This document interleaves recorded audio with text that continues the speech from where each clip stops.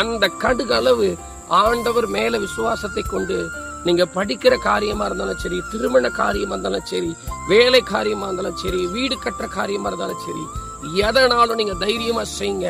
நிச்சயமா கர்த்தர் உங்களை ஆஸ்வதிப்பார். மனுஷன் சொல்ற அந்த பாத்தீங்கன்னா பாசிட்டிவ் வார்த்தை வராது, நெகட்டிவான வார்த்தை. நீங்க ஒரு வேலைக்கு போகும்போது ஐயோ இன்னைக்கு இன்டர்வியூக்கு போறேன்னு நீங்க ஏதாவது ஒரு கோர்ஸ் உங்களுக்கு பிடிச்ச கோர்ஸ் நீங்க எடுத்திருப்பீங்க. இந்த கோர்ஸை ஏன்ப்பா எடுத்த, இதுல ஒரு வேலையுமே கிடைக்காதுன்னு நிறைய பேர் சொல்லுவாங்க. சரிங்களா?